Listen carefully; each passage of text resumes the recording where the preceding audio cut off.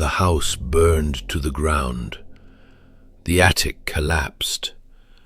Everything turned to ash. Except one thing. Welcome back to Bedtime Myths and Mysteries, the place where stories are not told to comfort you, but to unsettle you. Tonight's tale is a quiet one.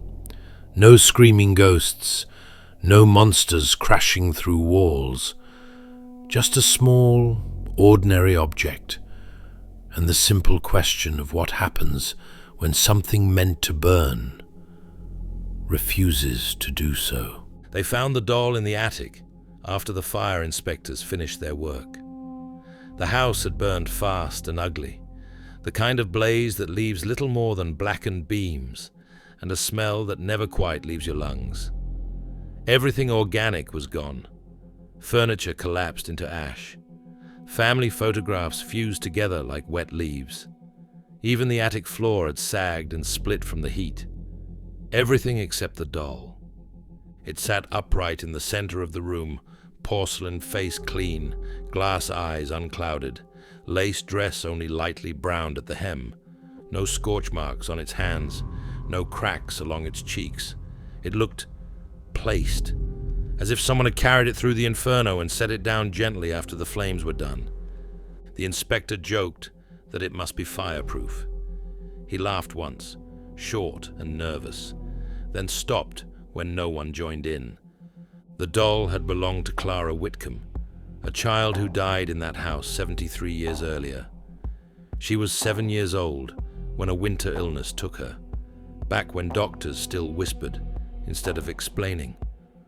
Her mother dressed the doll in mourning clothes after the funeral and placed it on Clara's bed.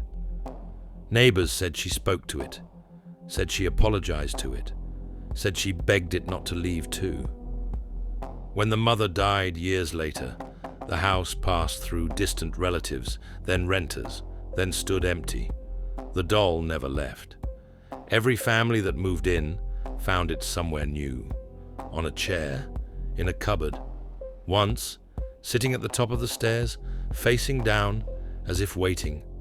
Most people threw it out. It always came back. One man burned it in the fireplace. He watched the porcelain blacken and crack, watched the dress curl and vanish, watched the head split cleanly down the middle. The next morning, the doll sat on the mantel, whole, dressed, smiling faintly. After that, people stopped trying to destroy it. You can live with a thing you don't understand. It's when you try to end it that trouble begins. The fire that finally took the house wasn't suspicious. Faulty wiring, old wood, dry winter air. The kind of accident that happens quietly, then all at once. By the time the flames were visible from the road, it was already too late. Except for the doll. They catalogued it as an artifact and stored it in a clear evidence box at the local historical society. Someone wrote "unburned" on the tag, then crossed it out and wrote "undamaged," as if wording mattered. That night, the security guard heard footsteps, slow ones, careful, bare feet on old wood. He told himself it was the building settling, the way old places talk to themselves after dark. He did not check the cameras. He did not go into the archive room. In the morning, the doll was gone from its case. They found it in the children's wing, sitting among glass displays of toys that had once been loved into ruin. The doll was facing a scorched teddy bear, its head tilted slightly, like a child listening. They locked it up again. Stronger case. Alarmed this time. It didn't help. Objects near the doll began to change. Paper yellowed overnight. Wood dried and split. Fabric smelled faintly of smoke, even when untouched. One volunteer swore she saw ash drifting down in a room with no fireplace, no open windows, just a slow, gentle fall, like snow. Then came the dreams. People dreamed of heat without flame, of standing in a room where the walls glowed red, but nothing burned, of holding a doll that grew heavier and heavier until it dragged them down into the floorboards. They woke, with their hands clenched, palms blistered, sheets damp with sweat that smelled wrong. The director finally agreed to have it destroyed properly, not burned, broken down, pulverized, no witnesses, no second chances. They took it to an industrial furnace on the edge of town, the kind used to dispose of medical waste. The operator didn't like the job. He said the doll made the room feel crowded, said the air pressed back when he tried to breathe. They fed it into the furnace and sealed the door. The temperature climbed past what porcelain should survive, past what steel tolerates comfortably. The furnace roared, gauges trembled, and then, impossibly, the temperature dropped. Not failed, dropped. When they opened the chamber, the doll sat inside, untouched, surrounded by a ring of grey powder that used to be something else. Its dress was clean, its eyes reflected the orange glow like tiny suns. That was when the screaming started.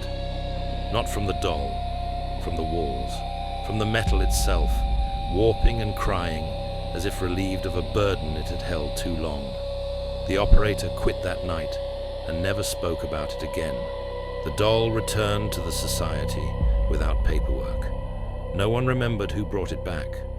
After that, fires followed it. Small ones at first, a trash bin igniting with no spark, a candle flaring too high, too fast, a kitchen stove left cold while the room filled with heat like a held breath. Firefighters noticed patterns, always the same neighborhoods, always near places where the doll had been seen, because it was being seen again, in windows, on bus seats, sitting at the edge of playgrounds long after dark. Children reported it calmly, the way children report things they assume adults already know. "The burned girl is waiting," one said. "She doesn't like the cold." The final fire was the museum itself. It burned beautifully, clean lines of flame, no explosions, no chaos, just heat, patient and thorough, consuming everything it had once preserved. When the fire was out, the building was a hollow shell. And in the center of the main hall, where the doll's case had once stood, there was a circle of bare floor, untouched by soot, untouched by ash. The doll was gone. They say it still appears, sometimes in places where fire should have taken everything, but didn't, in the ruins of old houses, in the blackened frames of burned schools, always clean, always whole, always waiting. Some believe it carries what fire leaves behind, the memory of heat, the refusal to be erased. Others say it learned something the night it first survived the flames, that burning is not destruction, it's release. And release, once learned, is very hard to unlearn. So if you ever find something in the ashes that should not be there, something unmarked, unbroken, watching, don't try to burn it again. Fire remembers when it's been denied, and it always comes back to finish the conversation. Thanks for listening to Bedtime Myths and Mysteries. If tonight's story followed you a little too closely, that's normal. Firelight has a way of revealing things we'd rather leave in the dark. Sleep well, and if you smell smoke, make sure you know where it's coming from.